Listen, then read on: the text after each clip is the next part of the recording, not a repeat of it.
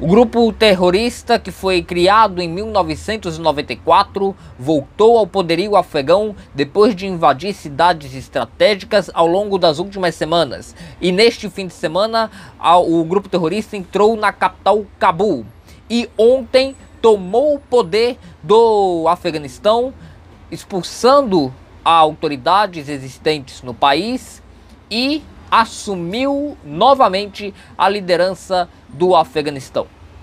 A volta do Talibã representa um perigo para a comunidade afegã e comunidade internacional, uma vez que o grupo extremista prega a versão mais radical da lei islâmica no país, onde, por exemplo, mulheres são proibidas de estudar, trabalhar e viajarem sozinhas e têm que cobrir-se da cabeça aos pés incondicionalmente.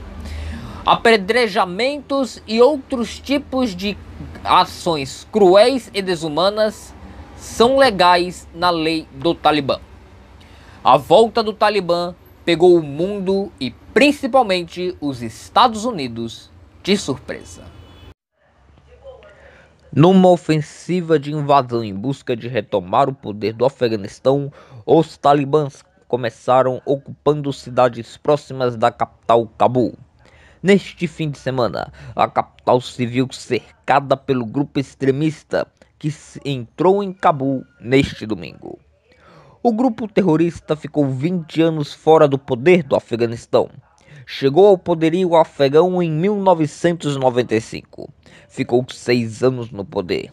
Em outubro de 2001, após os ataques de 11 de setembro nos Estados Unidos, os americanos invadiram o Afeganistão e tiraram o Talibã do poder.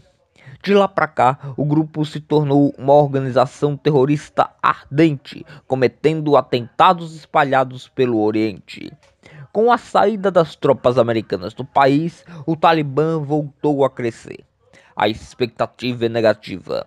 Enquanto esteve no poder, o Talibã tentou apagar a história, promoveu abusos e prega uma versão radical e distorcida do Islã. Ontem, diplomatas americanos foram retirados de helicóptero da capital afegã. O aeroporto internacional de Cabul está lotado de pessoas querendo fugir a todo custo do país. As estradas que levam para países vizinhos também registram lotações. É o resultado da volta do extremismo depois de uma sucessão de erros nos últimos governantes americanos que só tiveram êxito em 2011, com a morte de Osama Bin Laden, protegido pelo Talibã. Porém, a morte do maior terrorista do mundo ocorreu no país vizinho, o Paquistão.